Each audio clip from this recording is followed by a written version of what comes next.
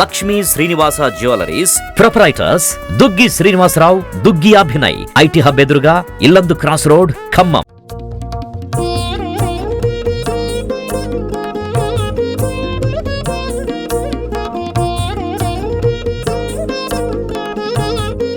నమస్తే, welcome to Suman TV Khammam. నేను మీ శిల్ప. మన గణేష్ నవరాత్రుల సందర్భంగా ఖమ్మంలో అంగరంగ వైభవంగా గణేష్లు అయితే పూజలు అందుకుంటూ ఉన్నారు. అదే నేపథ్యంలో ఈ రోజు కూడా కర్ణగిరి దగ్గరలో ఉన్న రాజీవ్ స్వగృహ దగ్గర కూడా గణేష్ ఉత్సవ కమిటీ వాళ్ళైతే ఎంతో అంగరంగ వైభవంగా ఈరోజు అన్నదాన కార్యక్రమాన్ని కూడా ఏర్పాటు చేసుకున్నారు. సో అదే భాగంలో మనతో పాటు దయాకర్ రెడ్డి గారు ఉన్నారు, ఇక్కడికి రావడం జరిగింది. సో వారి మాటల్లో విందాం అసలు ఖమ్మంలో జరిగే గణేష్ ఉత్సవాలు కానివచ్చు, ఇక్కడ ఉత్సవాల గురించి వారి మాటల్లో విందాం. నమస్తే సార్, ఎలా ఉన్నారు? ఎంత బాగున్నానమ్మా. ముందుగా ఎంతో ప్రాచుర్యం పొందిన సుమన్ టీవీ ప్రేక్షకులకు వినాయక చవితి శుభాకాంక్షలు తెలుపుకుంటూ, ఖమ్మం జిల్లాలో అత్యంత వైభవంగా ఈరోజు గత 4 రోజుల నుంచి కూడా వినాయక విగ్రహాలను పెట్టి ప్రజలు భక్తి శ్రద్ధలతో పూజిస్తున్నారు. ఈరోజు అనేక ప్రాంతాల్లో అన్నదానం అత్యంత వైభవంగా చేస్తున్నారు. వేలాది మంది ప్రేక్షకులు ఐకమత్యంతో కుటుంబాలని, తర్వాత కులాలు, మతాలు అన్నీ వదిలి కూడా ఐకమత్యంతో ముందుకు సాగుతుంది. భిన్నంలో ఏకత్వం అనడానికి ఈ యొక్క గణేష్ ఉత్సవాలే మనకి నిదర్శనం. ఎందుకంటే భారతదేశము అనేక మతాలు, కులాలు, విభిన్న జాతులు ఉన్నప్పటికీ కూడా ఇటువంటి వినాయక చవితి, అలాగే గణేష్ నవరాత్రులు, అలాగే అమ్మవారి జాతరలో వారి యొక్క ఐక్యతను చాటుకుంటూ, ఈ యొక్క దేశభక్తిని చాటుకుంటూ ముందుకెళ్తున్నారు. అలాగే ఖమ్మం జిల్లాలో గత సంవత్సరం ఇదే రోజున వరదలు విలయతాండవం చేసి ప్రజలు అతలాకుతలమయ్యారు. ఈ సంవత్సరం అటువంటి ప్రాబ్లం లేకుండా గణేష్ వారి ఆశీస్సులతో ప్రజలు ఈ సంవత్సరం సుఖశాంతులతో ఉన్నారు. అదే కాకుండా మా గౌరవ మంత్రివర్యులు, రెవెన్యూ శాఖ మంత్రులు పొంగులేటి శ్రీనివాసరెడ్డి గారి ఆధ్వర్యంలో కరకట్ట నిర్మాణ పనులు కూడా శరవేగంగా జరుగుతూ ఉన్నాయి. నెక్స్ట్ ఇయర్ వరకు ఈ పనులు పూర్తయి ఈ యొక్క రాజీవ్ గురుకులకు కానీ ఈ చుట్టుపక్కల ప్రాంతాలు ఎటువంటి ఇబ్బంది లేకుండా ప్రజలు సుఖంగా ఉండటానికి, సంతోషంగా ఉండటానికి, వరదలు వచ్చినా కానీ ఎటువంటి ఇబ్బంది లేకుండా ఉండే అవకాశం ఉంది.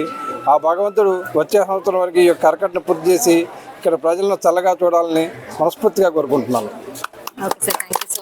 అంతేకాకుండా ఇప్పుడు నిమజ్జనాల సమయం కూడా ఆసన్నమైందని చెప్పొచ్చు. వాటిలో ఎలాంటి జాగ్రత్తలు ఖమ్మం ప్రజలకు మీరు చెప్తారు? ఇక్కడ ఖమ్మంలో జనరల్గా ప్రశాంతంగానే జరుగుతాయి అన్ని నిమజ్జనాలు. ఇక్కడ అధికారులు కానీ, మున్సిపల్ యంత్రాంగం కానీ, అవతల ఖమ్మం కార్పొరేషన్ యంత్రాంగం కానీ నిమజ్జనానికి ఇప్పటి నుంచి అన్ని లైటింగ్ కానీ, లేకపోతే బారికేడింగ్ కానీ, లేకపోతే క్రేన్లు ఏర్పాటు చేయడం కానీ, ట్రాఫిక్ నియంత్రణ కానీ కూడా చాలా పకడ్బందీగా జరుగుతున్నాయి.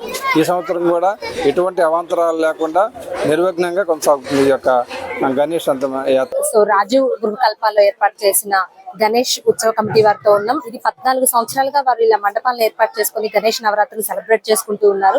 సో ఇన్ని సంవత్సరాలుగా ఇంత మంచిగా సెలబ్రేట్ చేసుకోవడం వెనుక ఉన్న ఉద్దేశం, అంతేకాకుండా ఇన్ని సంవత్సరాలు సెలబ్రేట్ చేసుకోవడం అంటే నాట్ ఈజీ. వాళ్ళ కమిటీ కూడా ఎంత స్ట్రాంగ్ గా ఉంటే కానీ ఇది ముందుకెళ్ళదన్నమాట. సో ఆ విశేషాలు వాళ్ళని అడిగి తెలుసుకుందాం.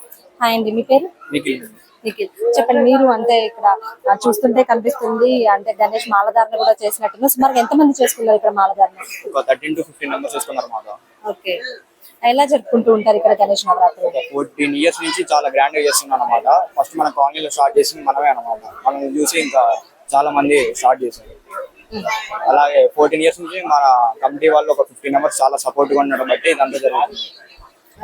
సో ఈ రోజు దయాకర్ రెడ్డి గారిని కూడా ఇన్వైట్ చేయడం జరిగింది. సో ఎవ్రీవర్ ఇలాగనే ఏదో ఒక గెస్ట్ ని ఇన్వైట్ చేస్తూ ఉంటారా? సార్ వాళ్ళ సపోర్ట్ మీకు ఎలా ఉంటుంది?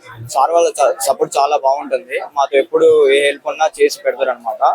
ఎవ్రీ ఇయర్ శ్రీనివాస్ రెడ్డి గారి, మేము కాంగ్రెస్ పార్టీ కాకుండా శ్రీనివాస్ రెడ్డి గారి అభిమానులు అనమాట. ఎప్పుడు వాళ్ళు మాకు చాలా సపోర్ట్ గా ఉంటారు. ప్రతి సంవత్సరం వచ్చి మాకు ఏదో హెల్ప్ చేస్తూనే ఉంటారు. ఇక్కడ అన్నదానంలో ఈ రోజు ఎంత మంది పాల్గొని ఉంటారు? ఒక 800 నుంచి 1000 పైనే వచ్చి ఉంటారు. ఇంకా ఏమేమి స్పెషల్ గా ఇక్కడ అరేంజ్ చేస్తూ ఉంటారు? పూజలు కానివ్వచ్చు, లేదంటే కుంకుమ పూజలు అలాంటి? లాస్ట్ 14 ఇయర్స్ నుంచి కుంకుమ పూజ, సరస్వతి పూజ, పల్లకి సేవ ఇవన్నీ మనం చాలా గ్రాండ్ గా చేస్తాం అనమాట. వాటికి కూడా 100 నుంచి 150 మెంబర్స్ సింపుల్ గా వచ్చేస్తారు. వాటికి కూడా స్పాన్సర్స్ చాలా మాకు అందరూ కాలనీలు అందరూ సపోర్ట్ చేసి ఈ ప్రోగ్రామ్స్ ముందుకెళ్ళడానికి హెల్ప్ చేస్తూ ఉంటారు. సో ఇక్కడ స్పెషల్ గా జరిగే పూజ అంటే ఏం చెప్తారు, ఎలా చేసుకుంటారు? స్పెషల్ గా అంటే లేడీస్ కి అయితే వచ్చి కుంకుమ పూజ, ఇక్కడ పిల్లగాలికి సరస్వతి పూజ, అదేవిధంగా మన సాములందరికీ మన సాములు కాకుండా అదేవిధంగా బయట సామాన్లు కూడా పిలిపించి ఒక 200-200 మంది సామాన్తో పల్లకి సేవ అనేది అరేంజ్మెంట్ చేస్తాం. అది ట్యూస్డే మనం ప్లాన్ చేసుకున్నాం. అది కూడా మనకు హైలైట్ అయినది అదొక ప్రోగ్రామ్. ఒక 5-6 years నుండి స్టార్ట్ చేసాం. దేవుడి దయ వల్ల మంచిగా జరుగుతుంది. ఇక ఈసారి కూడా మంచి గ్రాండ్ జరగాలి, అందరూ రావాలని కోరుకుంటున్నాం. Thank you so much. ఇక్కడ పూజల గురించి ఎలా జరుపుకుంటారు, అంతేకాకుండా మీరు ఎన్ని ఇయర్స్ నుంచి ఇక్కడికి వస్తూ ఉన్నారు వాటి గురించి చెప్పండి.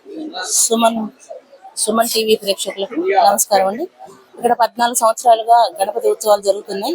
గత 3 years నుంచి ఈ ప్రాంతంలో నేను ఉంటున్నాను, చూస్తున్నాను. ఇక్కడ పిల్లలు చిన్న పిల్లలే కానీ చాలా పెద్ద బాధ్యతలు స్వీకరించారు.